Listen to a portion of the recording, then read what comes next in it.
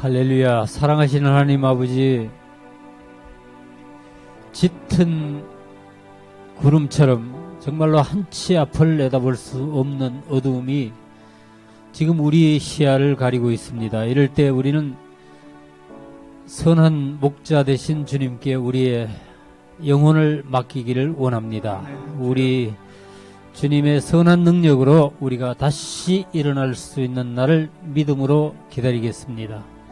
주님, 우리 교회가 환경을 보고 낙심하거나 좌절하지 않도록 주님께서 우리를 도와주시고, 우리가 주님의 약속을 믿고 손에 손을 잡고 주와 동행하는 그런 교회 될 수 있도록 주님 이끌어 주시기를 원하고 기도합니다. 주님, 우리 가운데 아무도 아직 바이러스에 감염되지 않게 지켜주신 것 감사드립니다.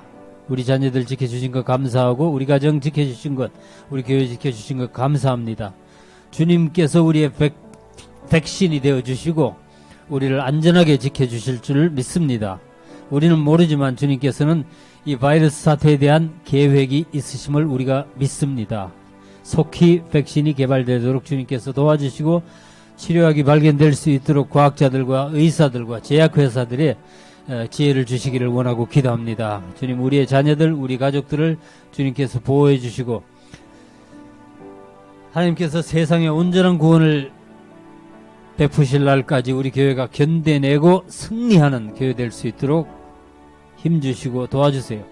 우리 교회 각 가정을 영육간에 강건하게 지켜주시고, 소망이 온전히 이루어진 날까지 서로를 위해서 기도하고 섬기는 일에 우리가 게으르지 않게 우리를 이끌어 주시기를 원합니다. 성령님께 의지하고 감사드리고 예수님 이름으로 기도합니다. 아멘. 할렐루야. 하나님 말씀 같이 봉독하겠습니다. 오늘은 미가서입니다. 미가서 6장 6절부터 8절까지 말씀을 같이 봉독하겠습니다. 미가서 6장입니다. 6절부터 8절까지 말씀 같이 읽겠습니다. 내가 무엇을 가지고 여호와 앞에 나아가며 높으신 하나님께 경배할까? 내가 번제물로 일련된 송아지를 가지고 그 앞에 나아갈까? 여호와께서 천천의 숫양이나 만만의 강물 같은 기름을 기뻐하실까? 내 허물을 위하여 내 맏아들을, 내 영혼의 죄로 말미암아 내 몸의 열매를 드릴까? 사람아, 주께서 선한 것이 무엇임을 내게 보이셨나니? 여호와께서 내게 구하시는 것은 오직 정의를 행하며 인자를 사랑하며 겸손하게 내 하나님과 함께 행하는 것이 아니냐. 아멘.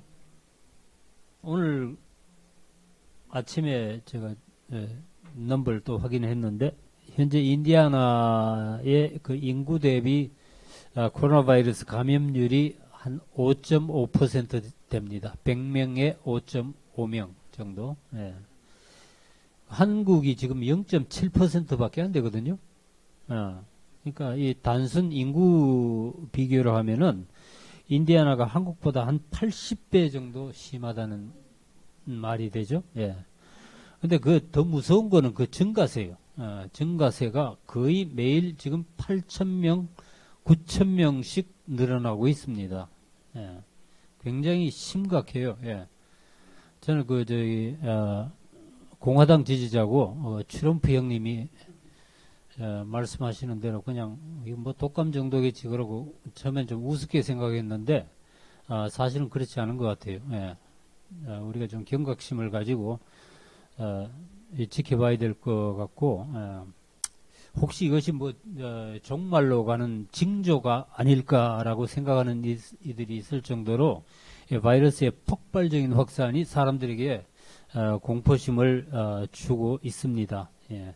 하나님을 믿는 백성, 하나님의 자녀라고 해서 이 바이러스에 걸리지 않는 것도 아니고, 예.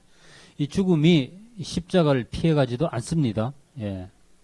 이제 우리 교회도 이 예배 모임에 관해서 조금 좀 냉철하고 현실적인 판단을 내려야 할 때가 아닌가 싶습니다. 지금처럼 우리가 대면 예배를 계속 해야 할 것인가를 결정해야 할 시점이 온 것 같아요. 그래서 이따 우리 예배 후에 잠깐 우리가 앞으로 예배에 관해서 논의를 할 예정입니다. 자, 이런 혼란스러운 때를 당하면은 우리는 현실적인 문제 때문에 이 두려움에 사로잡히기 쉽습니다. 이 세상이 어떻게 될까? 이러다가 인류가 멸망하고 세상에 종말이 오는 것은 아닐까?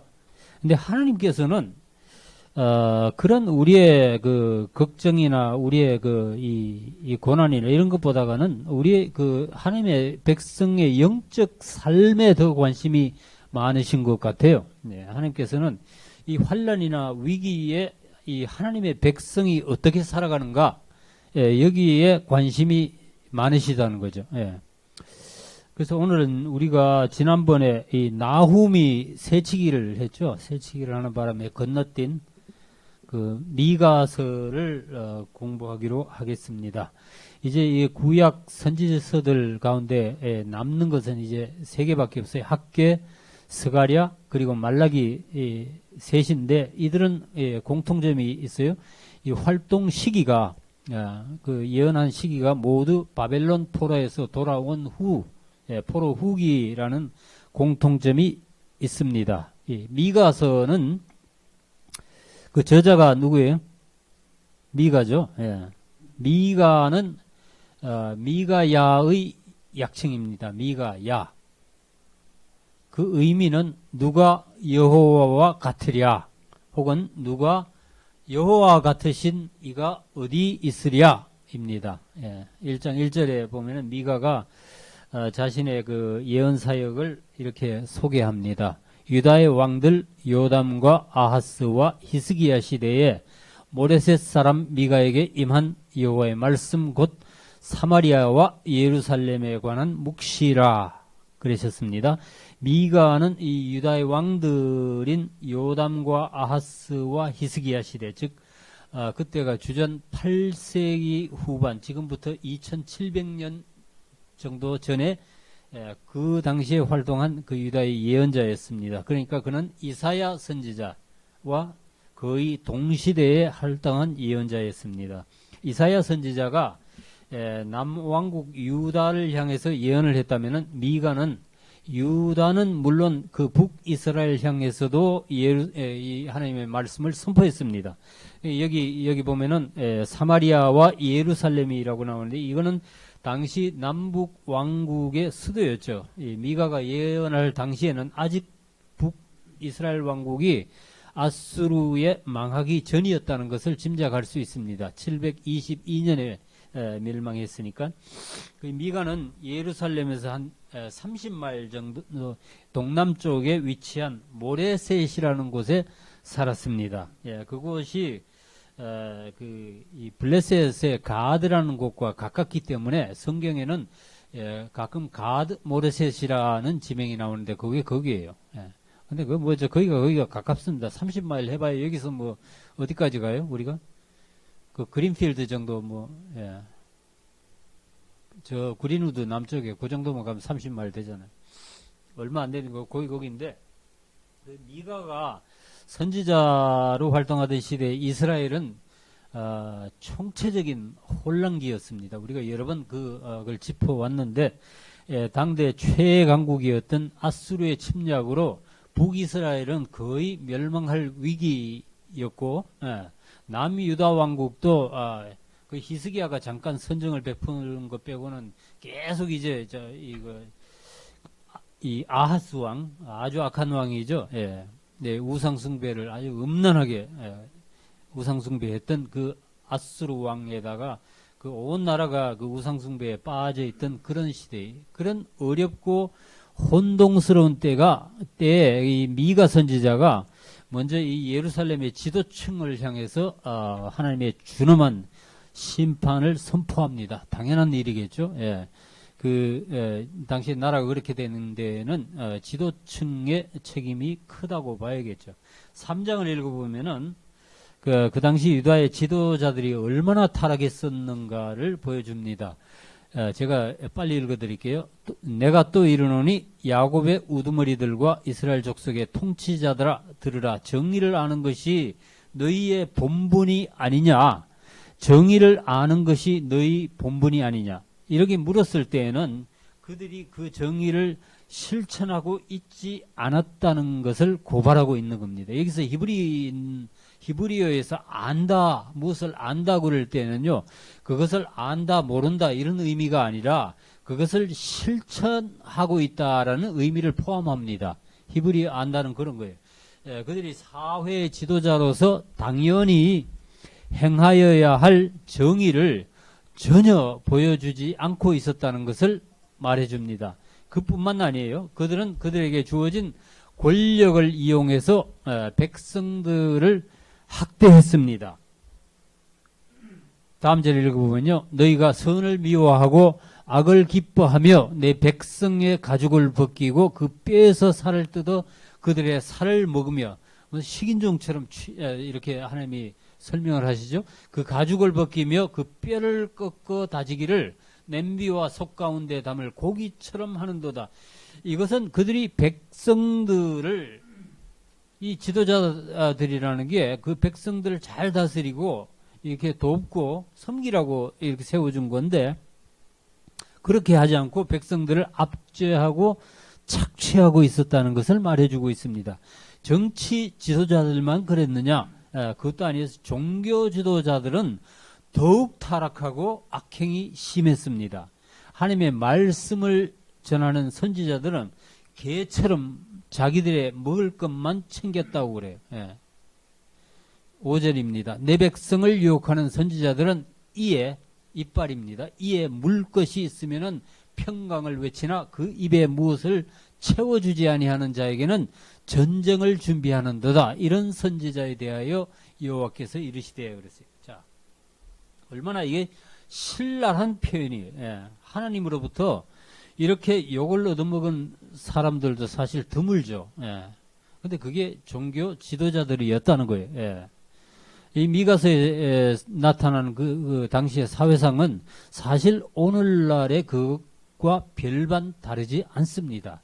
11절 말씀을 보시면은 그들의 우두머리들은 뇌물을 위하여 재판하며 그들의 제사장들은 삭슬 위하여 교훈하며 그들의 선지자는 돈을 위하여 점을 치면서도 여호와를 의뢰하여 이르기를 여호와께서 우리 중에 계시지 아니하냐 재앙이 우리에게 임하지 아니하니라 하는도다. 자, 정치 지도자들과 제사장들 그리고 선지자들까지도 이 총체적으로 부패했는데 그들이 추구한 것은 돈이었습니다.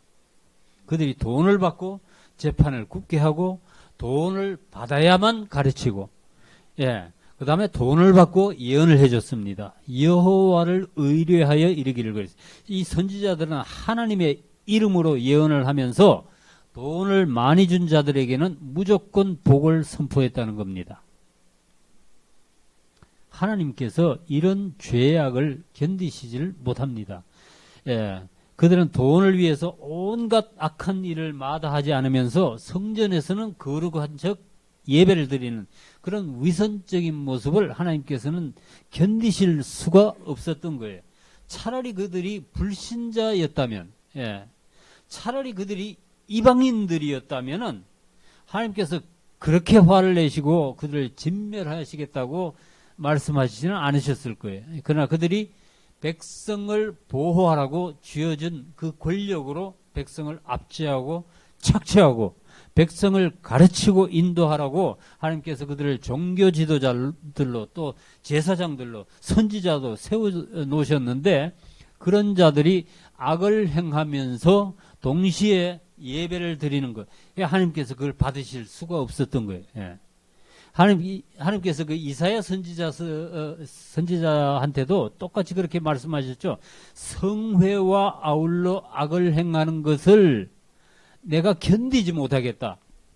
내가 언제 너희들에게 무수한 재물과 짐승의 피를 가져오라고 요구한 적이 있느냐. 이 이사야 1장 말씀이에요. 제가 안 읽고 그냥 넘어갈게요. 이게 하나님께서 보시기에 얼마나 괴로우셨으면은, 그것이 나한테 무거운 짐이라 내가 지기에 정말 피곤하다. 그래서 이 말라기서에 보면은요, 차라리 누가 성전문을 닫아버렸으면 좋겠다. 이렇게 말씀을 하십니다. 말라기 1장 10절이죠. 만군의 여호와가 일어나라. 너희가 내 제단 위에 헛되이 불사르지 못하게 하기 위하여 너희 중에 성전문을 닫을 자가 있었으면 좋겠도다. 내가 너희를 기뻐하지 않으며 너희가 손으로 드리는 것을 받지도 아니하리라. 자, 여러분, 이 악행과 예배는 절대로 공존할 수 없습니다.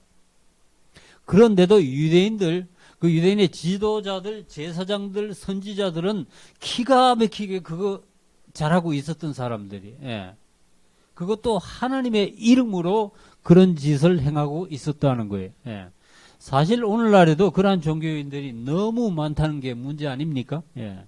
교회를 통해서 사욕을 채우고 교회 안에서 악을 행하는 지도자들이 얼마나 많습니까? 그러니까 교회가 사회에서 지탄받고 기독교인들이 욕을 얻어먹는 일이 우리가 억울하다고 불평할 수가 없는 거예요.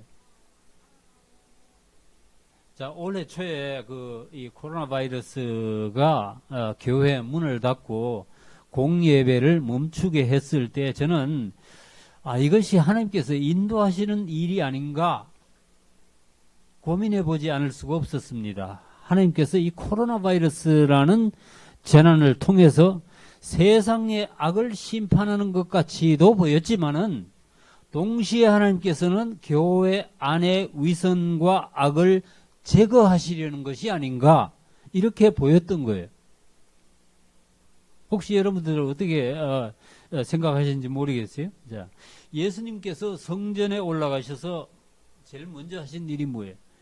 성전 안에 장사하는 그 장사꾼들을 몰아내신 것처럼 말이에요. 예. 그래서 이 미가서가 이 3장 12절에 이렇게 말씀하죠. 이러므로 너희로 말미암아 시온은 어디? 예루살렘이죠. 갈아엎은 밭이 되고 예루살렘은 무더기가 되고 성전에 사는 수풀의 높은 곳이 되리라. 자, 그런데 이것하고 똑같은 말씀을 선포했다가 죽을 뻔한 선지자가 있었죠. 누군지 기억하세요? 예레미야죠. 예레미야 26장을 보시면은 예레미야가 예루살렘과 유다의 멸망을 미가와 똑같이 예언하다가 죽을 뻔했는데 미가 선지자 덕분에 목숨을 구하게 되는 그런 장면이 나옵니다. 예. 그 예루살렘이 그렇게 예언을 했죠. 이 성전이 실로같이 되게, 실로는 그 망한 그 북이스라엘, 그때는 북이스라엘이 망하고 없었으니까 실로같이 되겠고 이 성이 황폐하여 주민이 없으리라. 예레미야가 성전에서 모든 백성들 앞에서 예언을 하니까 제사장들하고 선지자들이 그걸 붙잡아가지고 죽이려고 그랬습니다. 넌 반드시 죽어야 한다. 이런 말하고 절대로 살 수 없다. 이때 어떤 장로 몇이 일어나서 미가의 사례를 들어서 예레미야를 변호를 합니다. 그때는 참 좋은 장로님이 계셨어요. 자, 26장 18절 말씀. 유다의 왕 히스기야 시대, 이게 저 장로의 얘기예요. 유다의 왕 히스기야 시대에 모레셋 사람 미가가 유다의 모든 백성에게 예언하여 이르되 만군의 여호와께서 이와 같이 말씀하셨느니라. 시온은 밭같이 경작지가 될 것이며 예루살렘은 돌무더기가 되며 이 성전에 사는 산당의 숲과 같이 되리라 하였으나 유다의 왕 히스기야와 모든 유다가 그를 죽였느냐? 히스기야가 여호와를 두려워하여 여호와께 간구하며 여호와께서 그들에게 선언한 재앙에 대하여 뜻을 돌이키지 아니하셨느냐? 우리가 이같이 하면 우리 생명을 스스로 심히 해롭게 하는 것이니라. 만약 우리가 예레미야를 죽이면은 우리가 굉장히 우리한테 위험해질 것, 이런 뜻이에요.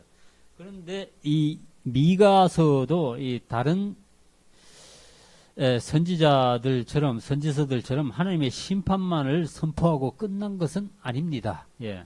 하나님의 심판 뒤에는 항상 그분의 그 구원하심과 남은 자의 회복이 뒤따릅니다. 이 미가서에는요, 우리가 성탄절이 가까워지면은 인용하는 유명한 구절이 있죠. 예. 메시아, 즉 이스라엘의 구원자가 유다의 작은 마을 베들레헴에서 나올 것이라는 하나님의 약속입니다. 5장 2절 말씀에 베들레헴 에브라다야 너는 유다 족속 중에 작을지라도 이스라엘을 다스릴 자가 네게서 네게로 나올 것이라. 그의 근본은 상고에 영원에 있느니라. 이 말씀은 700년 정도가 지난 후에 실제로 이루어졌습니다. 당시 그 이스라엘 왕이었던 헤롯이 동방박사들로부터 이스라엘의 왕이 태어난다는 말을 들었어요. 그러니까 이 사람이 예루살렘의 대제사장들과 서기관들을 쫙 소집해가지고 그 왕이란 이스라엘의 왕이란 자가 어디서 태어날 것인가를 알아내라고 지시합니다. 학자들이 성경을 뒤져보고 그걸 알아냈는데 바로 이 미가서의 말씀에서 발견한 거예요. 이 오바댜서에서 우리가 공부한 것처럼 헤롯 왕이 누구예요? 유대인들을 대적하던 그 에돔 족속의 후손들이었습니다. 예. 그래서 그는 금방 태어난 그 이 예수를 죽이기 위해서 군사들을 풀어서 내보냈어요. 베들레헴 지경 내에 2살 아래 아기들을 다 찾아서 죽이는 그런 이 참혹한 짓을 저질렀어요. 자, 오늘 우리가 읽은 미가서 6장의 말씀은 이렇게 시작합니다. 너희 산들과 땅의 견고한 지대들아, 너희는 여호와의 변론을 들으라. 여호와께서 자기 백성과 변론하시며 이스라엘과 변론하실 것이라. 자, 마치 하나님께서 이스라엘 백성들을 재판정에 세우시는 것 같은 그런 느낌이 들지 않습니까? 예. 그 이사야서 1장에 나오는 말씀하고 비슷하죠? 예, 오라, 변론하자. 나오고 변론하자. 예, 나오고 한번 따져보자. 그러면서 말씀하시는 거예요. 내 백성아, 내가 무엇을 내게 행하였으며, 이어서 읽어보면 그런 말씀이 나와요. 무슨 일로 내가 너를 괴롭게 하였느냐? 너는 내게 증언하라. 예, 이 말씀에 이스라엘 백성들이 대꾸할 말이 있었겠습니까? 유구무원이죠. 생각해보니까. 그러고 이 하나님께서 출애굽 때부터 이렇게 하나님께 어떻게 보여주셨는지 그걸 쭉 또 다시 설명을 하세요. 이럴 때에 미가 선지자가 이 백성들을 대신해서 하나님께 정말로 속지 않은 심정으로 자문자답하는 것이 바로 우리가 읽은 오늘 본문 말씀이에요. 6장 6절 말씀에 내가 무엇을 가지고 여호와 앞에 나아가며 높으신 하나님께 경배할까? 내가 번제물로 1년 된 송아지를 가지고 그 앞에 나아갈까? 사실 저와 여러분들도 오늘 이런 질문을 스스로에게 던져보아야 할 때가 아닌가 싶습니다. 하나님께서 도무지 길을 열어주지 않으시는 것 같은데 어쩐지 그분은 우리로부터 얼굴을 돌리신 것 같기도 하고, 이럴 때 우리는 무엇으로 하나님 앞에 나아갈 수 있을까? 내가 찬양을 좀 더 열심히 해야 할까? 내가 새벽 기도라도 드려야 할까? 내가 헌금과 봉사를 더 많이 해야 할까? 우리에게 이런 고민이나 갈망이 있어야 할 줄로 믿습니다. 그 다음 절 보시면은 여호와께서 천천의 순양이나 만만의 강물 같은 기름을 기뻐하실까? 내 허물을 위하여 내 마다들을 내 영혼의 죄로 말미암아 내 몸의 열매를 드릴까? 선지자가 이렇게 질문을 던지는 것은 그 대답이 무엇인지 분명하다는 것을 암시합니다. 그 대답은 NO라는 거죠. 그게 아니라는 겁니다. 수많은 재물이나 강물같이 많은 그 기름으로도 하나님을 기쁘시게 할 수는 없다는 말이에요. 내 귀한 마다들을 드리는 헌신이 있어도 이거는 그 당시 이방의 이 몰렉에게 바치던 그런 행위가 있었으니까 그런 이방의 행실까지라도 내가 본받아서 헌신을 해야 그러면은 내 영혼의 죄가 사함을 받을까? 그게 아니라는 거죠. 이 말씀은 오늘 우리가 드리는 예배가 정말로 주님께서 받으실 만한 것인지 다시 생각해 볼 것을 우리한테 권유하고 있습니다. 우리한테는 좀 사람들한테 이상한 믿음이 있습니다. 주일에 예배만 드리고 나면은 마음이 개운하다. 무슨 밀린 세금을 납부하고 난 느낌? 아니면 무슨 액땜을 하고 난 느낌이랄까요? 뭐 그런 거죠. 근데 여러분 사실은 이게 별로 건강한 믿음이 아닙니다. 이 미가 선지자가 내린 결론이 무엇이었어요? 8절 말씀이죠. 예. 사람아 주께서 선한 것이 무엇임을 내게 보이셨으니 여호와께서 내게 구하시는 것은 오직 정의를 행하며 인자를 사랑하며 겸손하게 네 하나님과 함께 행하는 것이 아니냐. 이 구절은 구약의 황금률이라고도 불리는 아주 유명한 말씀입니다. 예. 이것은 이 미가서의 핵심 주제일 뿐만 아니라 사실 그 소선지저 전체의 주제라고 해도 지나치지 않습니다. 자, 여러분들이 그냥 읽기만 해도 마음이 뭉클해지는 그런 너무나 아름다운 말씀이죠. 예. 사람아라고 불렀는데 이 히브리어로는 아다마입니다. 아다마. 생각나는 장면이 있으시죠? 예. 창세기 3장에 선선한 바람이 불 때 하나님께서 아담아 네가 어디 있느냐라고 부르셨을 때 등장했던 그 이름 같은 단어입니다. 아담아. 자, 죄를 지었다는 것을 깨닫고 수치와 두려움으로 자신을 가리고 하나님의 낯을 피해 숨었던 아담. 이게 오늘 우리의 모습이 아닌가요? 그런 우리에게 하나님께서는 친절한 음성으로 이렇게 불러내십니다. 사람아, 주께서 선한 것이 무엇임을 내게 보이셨으니. 자, 위에서 그 선지자가 스스로 거듭해서 질문했지 않습니까? 내가 어떻게 하면 하나님을 기쁘시게 할까? 이건 무슨 말이냐 하면은 주님 앞에 선한 것이 무엇일까라는 질문인데, 그런데 그 답은 이미 주님께서 우리에게 보여주셨다는 거예요.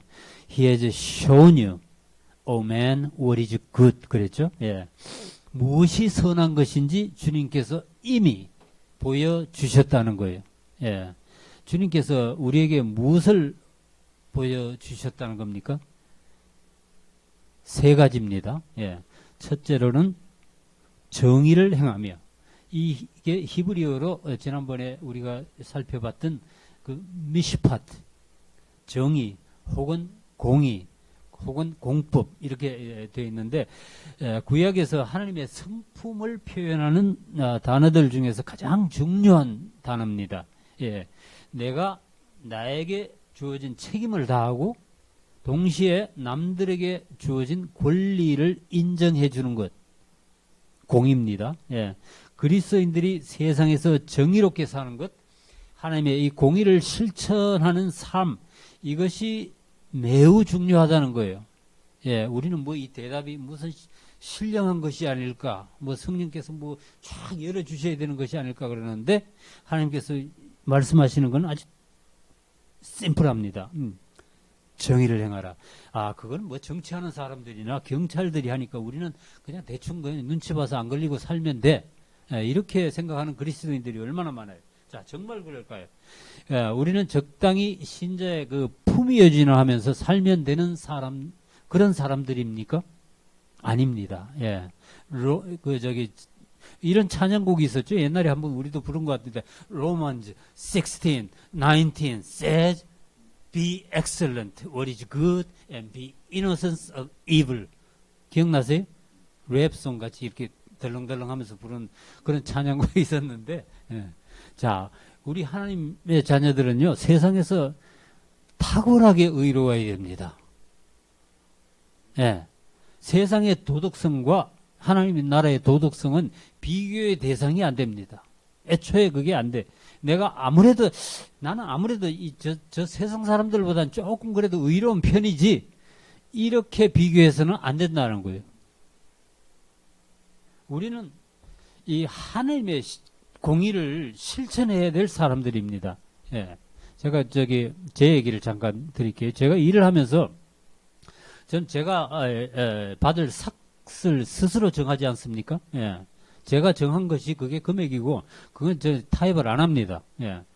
그러다 보니까 늘 한 가지 뭐 신경 쓰이는 게 하나 있는데, 내가 정한 일당 이상은 받지 말아야지.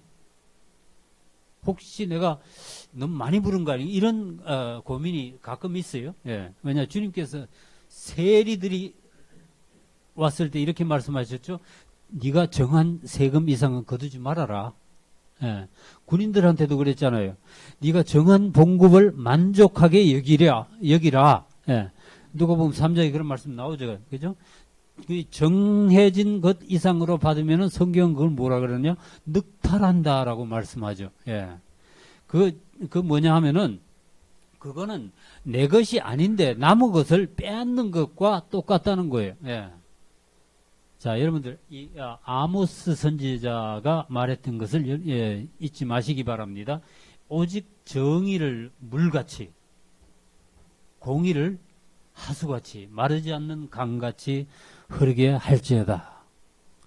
그러니까 이 공의가, 삶에서 공의가 결여된 예배 행위. 그러니까 세상에서 공의를 행하지 못하는 자의 교회에서의 예배는 하나님을 섬기는 것이 아니라는 겁니다. 잘 생각해 보시기 바랍니다. 자, 그건 사실은, 근데 하나님의 공의라는 것이 그렇게 어려운 건 아니에요. 간단하지 않아요? 주님 말씀대로, 성경의 원칙대로, 그 다음에 성령이 주시는 이 양심의 소리를 따라 사는 것이 하나님의 공의를 실천하는 삶입니다. 사람들이 그렇게만 살면은, 그리스도인들이 그렇게만 실천할 수 있다면은 재판관들은 책에 정해진 대로 공평하게 판결을 내릴 것이고, 장사하는 사람들은 부당하게 이익을 취하지 않을 것이고, 상급자들은 아랫사람들을 억압하지 않을 것입니다. 우리 그리스도인들이 세상에서 이렇게 공의를 실천하면은 우리가 다시 세상으로부터 존경받게 될 것이고 공평하고 정의로운 사회가 이루어질 겁니다. 그게 공의예요. 공의를 실천하라는 것. 그 다음에 두 번째로 뭐라고 그랬어요? 인자를 사랑하라고 그랬습니다. 호세아 선지자는 이걸 인애라고 표현했죠. 그죠? 나는 인애를 원하고 제사를 원치 아니하며 번제보다 하나님을 아는 것을 원하노라 그랬어요. 제가 한 가지만 제가 말씀드릴게요. 이분 누구냐면 탐 프랭크라는 분입니다. 미스터 탐 프랭크. 우리 교회에 예배처를 5년째 무상으로 제공하는 분입니다. 그래서 제가 제 교회에서 매년 땡스기빙 데이가 되면은 카드에다가 선물을 넣어서 보내드렸습니다. 올해도 제가 땡스기빙 카드에다가 감사 편지를 써놓고 선물을 넣어서 붙였어요. 근데 지난 주일에 제가 땡스기빙 주일에 교회 와 보니까 강대상에 그분의 손편지가 하나 있었어요. 그리고 봉투가 하나 있었는데 그 안에 $500 체크가 들어 있었어요. 예.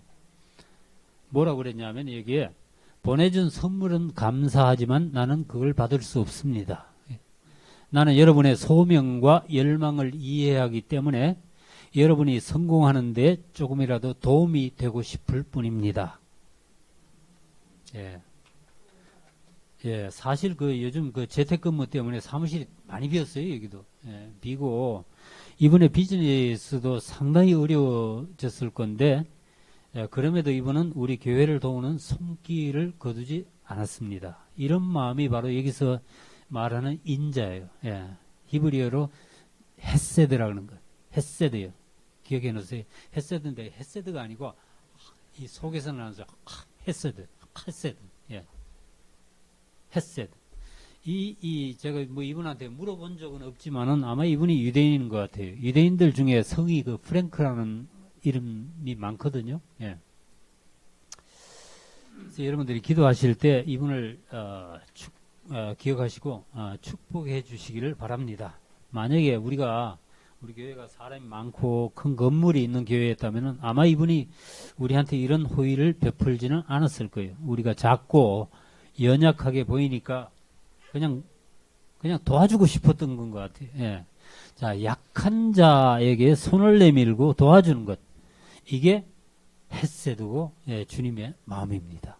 예. 우리도 연말연시를 맞아서 주위에 어려운 이웃이 있는가 좀 살펴보시고 그런 소외된 이웃이나 이런 분들을 향해서 우리가 헤세드, 이 인자를 베푸는 그런 마음이 있어야 되겠습니다. 자, 여러분들도 이 말씀을 생각하면서 스스로에게 질문해 보시기 바랍니다. 나는 이 하나님의 인자를 사랑하는가? 예. 히브리서 13장 말씀이죠. 오직 선을 행함과 서로 나누어지기를 잊지 말라. 하나님은 이 같은 제사를 기뻐하시니라. 예. 하나님께서는 이런 선행과 나눔을 예배 행위로 인정해 주십니다. 믿으십니까? 예. 지난번에 제가 유독 권사님 한번 칭찬을 해드렸죠. 그죠? 내가 뭐라 그랬어요? 그때 하신 말씀 기억하세요? 예. 그거 예배 끝나고 나가서 누구를 도와주시고 또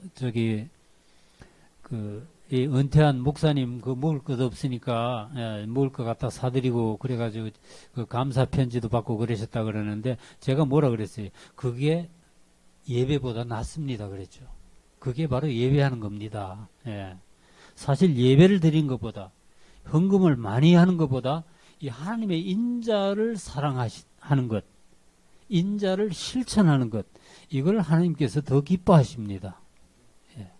그 다음에 마지막으로 뭐라고 했어요?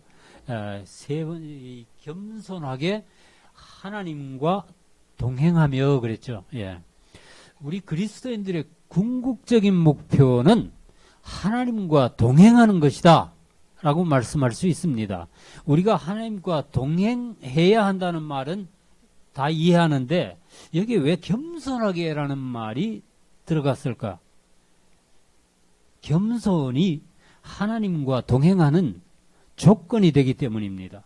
하나님께서는 겸손하지 않은 사람과는 동행할 수가 없습니다. 예. 겸손이 없이는 하나님과의 동행은 불가능합니다. 이해하시겠어요? 예. 겸손의 반대가 뭐예요? 예.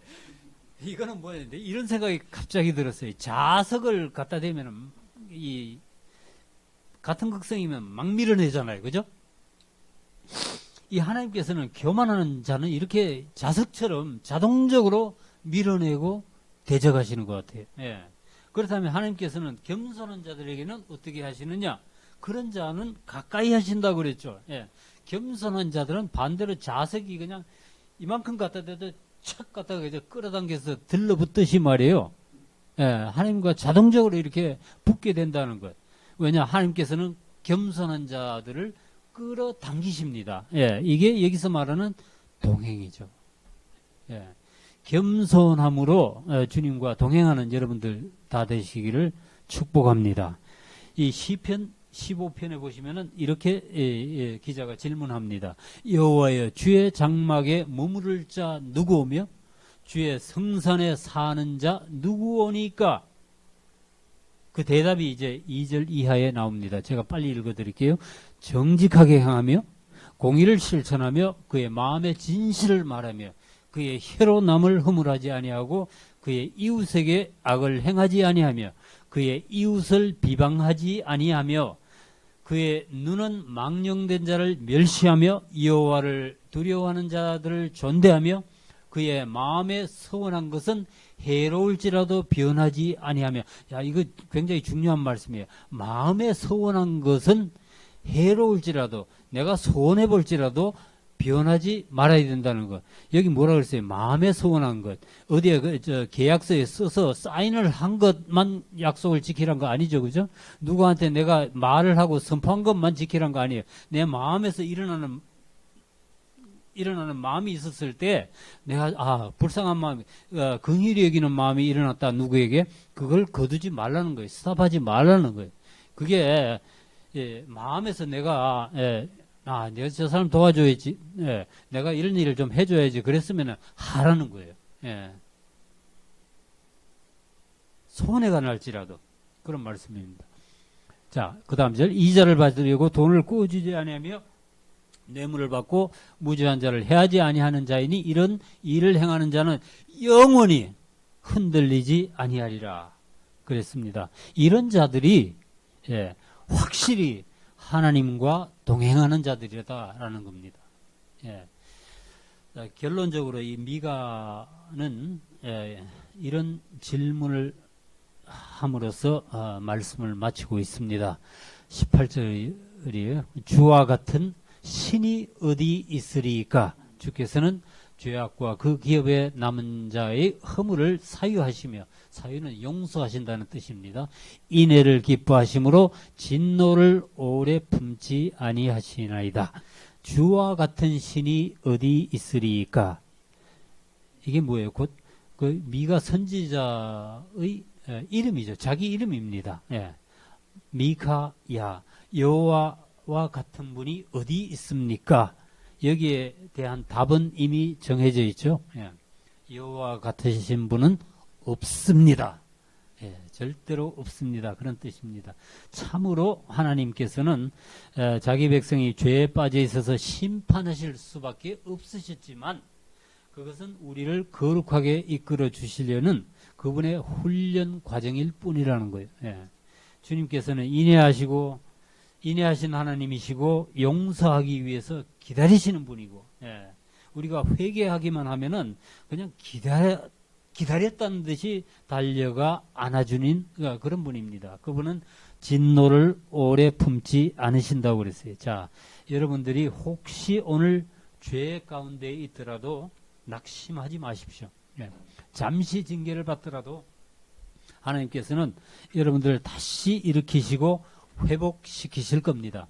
약속에 신실하신 하나님을 의지하고 빨리 하나님께로 돌아오고 그분과 견고하게 동행하는 여러분들 다 되시기를 주님의 이름으로 축복합니다.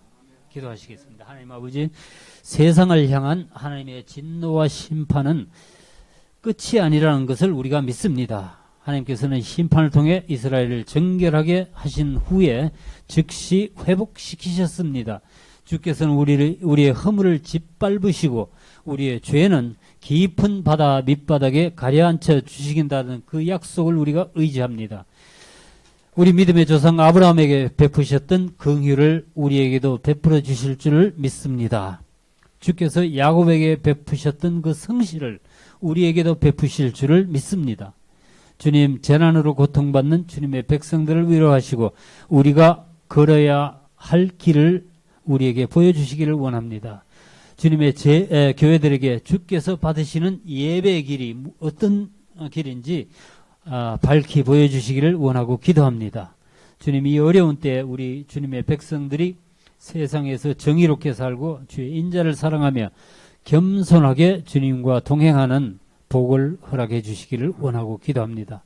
성령께서 우리를 이끌어 주실 줄 믿고 감사드립니다. 세상에 비길 데 없는 아름다우신